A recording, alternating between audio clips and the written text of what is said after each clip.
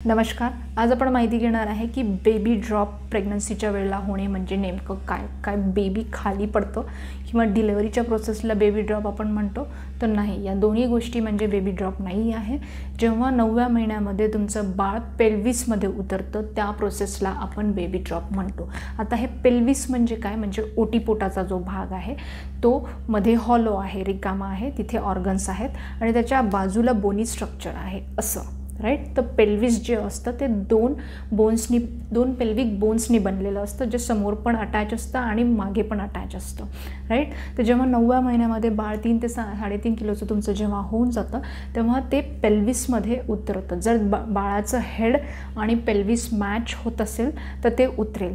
जर ह्या दोन गोष्टी म्हणजे तुमच्या आईचं जे पेल्विस आहे ते बाळाच्या हेडनुसार, म्हणजे बाळाचं वेट खूप आहे त्याच्यामुळे बाळाचं हेड पण खूप मोठं आहे आणि हे जर दोन गोष्टी मॅच नसतील होत तर बेबी ड्रॉप होणार नाही, राईट. तर हे जर मॅच होत असतील तर नो डाऊट बेबी पेल्विसमध्ये एंटर व्हायला पाहिजे 9व्या महिन्यामध्ये, राईट. तर एक्झॅक्टली कधी व्हायला पाहिजे, पहिल्यांदा आईमध्ये कधी होते, दुसऱ्यांदा आईमध्ये कधी होते, हे पण मी तुम्हाला सांगणार आहे. तर सगळ्यात पहिले बेबी ड्रॉपमध्ये जेव्हा बाळाचं डोकं किंवा जर पायाळू असेल तर बाळाचे बटक जो खालचा भाग आहे तो जेव्हा पेल्विसमध्ये उतरतो त्या प्रोसेसला आपण बेबी ड्रॉप म्हणतो. आणि याच प्रोसेसला आम्ही मेडिकल लँग्वेजमध्ये बेबीचं हेड एंगेज झालं म्हणजे एंगेजमेंट झाली असं म्हणतो. म्हणजे बेबीचं हेड पेल्विसमध्ये एंगेज झालं आहे किंवा लाईटनिंग झालं आहे असं म्हणतो. तर लाईटनिंग म्हणजे लाईट फील करणे, म्हणजे असं हलकंसं फील करणे. जनरली 9व्या महिन्यामध्ये बरेच महिलांना असं हेवीचं फील होतं, कारण की जो युट्रस असतो गर्भाशयाचा आकार खूप जास्त वाढल्यामुळे तो तुमच्या इथे लंग्सच्या खाली डायफ्राम मसल असते, म्हणजे वरची छातीची चेस्ट कॅव्हिटी आणि ॲब्डॉमेनच्या मध्ये एक मसल असते डायफ्राम.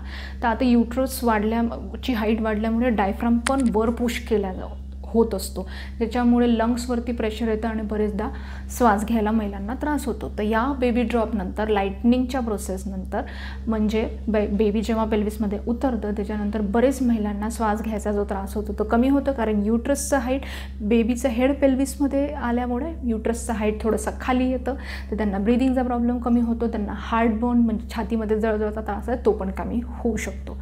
पण दुसरा त्रास जो तुम्हाला सुरू होऊ शकतो तो म्हणजे सगळ्याच महिलांना होईल असं जरुरी नाही आहे, पण होऊ शकतो तो म्हणजे गर्भपिशवीच्या समोर तुम्हाला युरिनरी ब्लॅडर असते, म्हणजे लघवीची पिशवी असते. तर त्याच्यावरती हे जे बाळाचं हेड आहे ते कंप्रेस होत असल्यामुळे त्या ब्लॅडरवरती तुम्हाला थोडंसं पण युरिन ब्लॅडरमध्ये कलेक्ट झालं तर तुम्हाला वारंवार लघवीला जायचं सेन्सेशन येऊ शकतं, म्हणजे वारंवार लघवीला जावं लागू शकतं. जे की आपण बरेचदा म्हणतो, बरेच महिला म्हणतात पण मॅडम वारंवार लघवीला जाणं हे तर नॉर्मल आहे ना. ते नॉर्मल यामुळे आहे, बरेचदा हेड खाली आल्यामुळे ते सेन्सेशन येऊ शकतं. पण जर ते खूप जास्त असेल, तुम्हाला जर रात्री खूप वेळा जावं लागत असेल तर मे बी ते फक्त बेबी ड्रॉपमुळे नाही आहे. तुम्हाला मे बी बेबी ड्रॉप तुमचा झाला पण नाही आहे, पण तुम्हाला युरिन इन्फेक्शन्स असू शकतात. तर हा व्हिडिओ पाहून असं नका ठरवू की मे बी माझा बेबी ड्रॉप झाला आहे आणि माझा नॉर्मल डिलिव्हरीच होईल. बेबी ड्रॉप झाला आहे की नाही हे तुमच्या डॉक्टरांना ठरवू द्या. फिजिकल एक्झामिनेशनवरती तुम्हाला तपासल्यावरती ते पाहतील बाळाचं हेड वर आहे की खाली एंगेज झाला आहे, राईट. ते त्यांना डिसाईड करू द्या. पण तुम्हाला जर वारंवार लघवीचा त्रास होत असेल, खूप जास्त जावं लागत असेल तर एकदा डॉक्टरांना जाऊन नक्की दाखवा की तुम्हाला युरिन इन्फेक्शन्स तर नाही आहेत, आणि असतील तर मे बी ते मेडिसिन्स घेऊन तुम्हाला बरं करता येतील. तर जनरली हा जो बेबी ड्रॉप आहे हा कधी होतो, तो पहिल्यांदा जेव्हा आई असता, तुम्ही फर्स्ट टाईम मॉम असता, प्रायमरी ग्रॅव्हिडा जेव्हा असता, तर तेव्हा जनरली 2 ते 4 आठवड्याआधी तुम्हाला बेबी ड्रॉप होऊ शकतो. काही महिलांना 1 महिन्याआधी म्हणजे 36 आठवडा लागल्याबरोबर बेबीचं हेड आणि वेट अप्रोप्रिएट असेल तुमच्या पेल्विसच्या मानाने तर ते एंगेज होऊन जाईल. कधी डिलिव्हरीच्या 2 आठवड्याआधी पण होऊ शकतं. आणि जर तुम्ही सेकंड किंवा थर्ड टाईम मॉम असाल किंवा फोर्थ टाईम मॉम असाल तर डिलिव्हरीच्या 1 तासाआधी पण बेबी ड्रॉप होऊ शकतं. तर जेव्हा सेकंड किंवा थर्ड टाईम असतं तर तेव्हा आम्ही एकदम डिसाईड नाही करत बेबी ड्रॉप झाला आहे की नाही, तेव्हा आम्ही इतकं टेन्शन नाही घेत.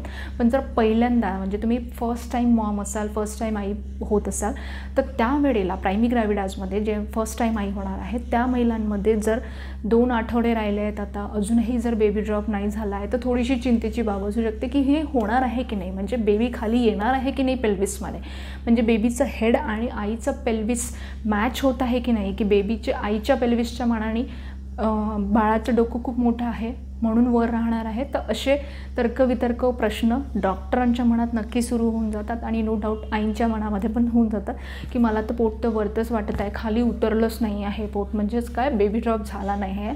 असं बरेच महिला आधीच्या वेळे पण ते बेबी ड्रॉप हा शब्द नाही वापरायचे, पण हे नक्की म्हणायचे की पोट तर वरच आहे, खाली उतरलंच नाही. तर उतरणे, पोट उतरणे म्हणजेच काय, बाळ जे आहे वर ते वर खाली थोडंसं जाणे, त्या प्रोसेसला आपण बेबी ड्रॉप किंवा पोट उतरणे असं म्हणतो. मग पुढचा प्रश्न काय, बेबी ड्रॉप झाला म्हणजे माझी 100% नॉर्मल डिलेव्हरी होईल, नॉर्मल वजायनल डिलेव्हरी होईल असं कोणी सांगू शकत नाही. कारण नॉर्मल वजायनल डिलेव्हरी फक्त बेबी ड्रॉप झाला म्हणजे 100% होईल असं नाही. पण हो, जर बेबी ड्रॉप, जर तुम्ही फर्स्ट टाईम आई आहे आणि बेबी ड्रॉप तुमचा झाला आहे तर it is no doubt good sign की तुमची नॉर्मल डिलेव्हरी होण्याचे चान्सेस खूप जास्त वाढतात, है ना. म्हणजे जर जेव्हा पण समजा बेबी ड्रॉप झालेला आहे आणि जर तुम्हाला कॉन्ट्रॅक्शन जेव्हा पण सुरू होतील तर इट इज इझी, तो जो पॅसेज आहे तो इझी होऊन जातो बाळाला खाली यायसाठी. पण बेबी ड्रॉप झाला नाही आहे आणि फक्त तुम्हाला कॉन्ट्रॅक्शन्स येत आहे आणि बेबी वरच आहे तर तुमची नॉर्मल डिलेव्हरी होणार नाही. आणि बेबी ड्रॉप झाला पण आणि बरेचदा तुमचं पाणी बरोबर नसतं तर त्या आपण तारखेपर्यंत थांबू नाही शकत, किंवा पाणी वाहून गेलेलं आहे आणि तुम्हाला पाहिजे तशी कॉन्ट्रॅक्शन्सच नाही आलं आहे, कळाचं औषधही टाकलं आहे तरी पण कॉन्ट्रॅक्शन्स पाहिजे तसे येत नाही आहेत, किंवा विथ कॉन्ट्रॅक्शन बेबी खाली नाही येत आहे, किंवा बेबीनी मेकोनियम पास केलं, मेकोनियम म्हणजे बाळाने पॉटी करून टाकली, शी आतमध्ये पोटामध्ये केली आहे आईच्या, तर अशा वेळेला पण तुम्हाला सिझेरियन सेक्शन लागू शकतं.